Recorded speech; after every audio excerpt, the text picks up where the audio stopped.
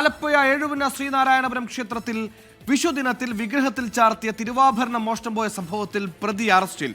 കീഴ്ശാന്തി കൊല്ലം സ്വദേശി രാമചന്ദ്രൻ നോട്ടിയാണ് എറണാകുളത്തുനിന്ന് പിടിയിലായത്. കിരീടം, മാലകൾ ഉൾപ്പെടെയുള്ള സ്വർണ്ണാഭരണങ്ങൾ എറണാകുളത്ത് പണയം വയ്ക്കാൻ ശ്രമിക്കുമ്പോഴാണ് അരൂർ പോലീസിന്റെ പിടിയിൽ പ്രതികുടിയത്.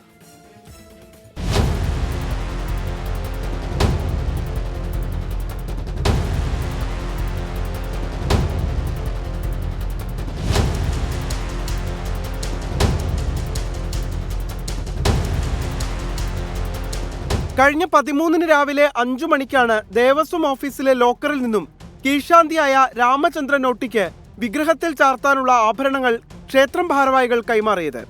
വിഷുദിനത്തിൽ ഉച്ചപൂജയ്ക്കും അത്താഴപൂജയ്ക്കും ശേഷം ആഭരണങ്ങൾ ഓഫീസിൽ തിരികെ എത്തിക്കേണ്ടതായിരുന്നു. എന്നാൽ വിഗ്രഹത്തിൽ നിന്ന് ഊരിമാറ്റിയ ആഭരണങ്ങൾ തിരികെ ലോക്കറിലെത്തിയില്ല. ഒപ്പം കീഴ്ശാന്തിയായ രാമചന്ദ്രനെ കാണാതെയുമായി. രാമചന്ദ്രനെ ഫോണിൽ ബന്ധപ്പെടാൻ ശ്രമിച്ചെങ്കിലും പ്രതികരണമുണ്ടായില്ല. വൈകിട്ടോടെ ഫോൺ സ്വിച്ച് ഓഫായി. തുടർന്ന് ക്ഷേത്രം ഭാരവാഹികൾ അരൂർ പോലീസിൽ പരാതി നൽകി. അന്വേഷണം നടക്കുന്നതിനിടയിലാണ് പ്രതി എറണാകുളത്തു നിന്നും പിടിയിലാകുന്നത്. മോഷ്ടിച്ച സ്വർണം ബാങ്കിൽ പണയം വെക്കാൻ ശ്രമിക്കുന്നതിനിടെ അരൂർ സർക്കിൾ ഇൻസ്പെക്ടർ KG പ്രതാപചന്ദ്രന്റെ നേതൃത്വത്തിൽ പിടികൂടുകയായിരുന്നു. പോലീസിന്റെ 3 വിഭാഗമായിട്ട് 3 ടീം സ്പെഷ്യൽ ടീം കോൺസ്റ്റിറ്റ്യൂട്ട് ചെയ്തിട്ട് അന്വേഷണം നടത്തിയത്. അതിന്റെ ഭാഗമായിട്ടാണ് ഇപ്പം ഒരു ടീം കൊല്ലം പോയി, വേറെ ടീം എറണാകുളം മൊത്തം കേന്ദ്രീകരിച്ച് വർക്ക് നടത്തി, ബാക്കി ഒരു ടീം ടെക്നിക്കൽ ടീമാണ്. ആ ടെക്നിക്കൽ ടീമാണ് സൈമൾട്ടേനിയസ്ലി സെയിം ടൈമിൽ തന്നെ ഈ ബാങ്കുകളും മറ്റുമൊക്കെ അന്വേഷിച്ച് അതിൻ്റെ മറ്റു വിവരങ്ങൾ എടുത്തായിരുന്നു.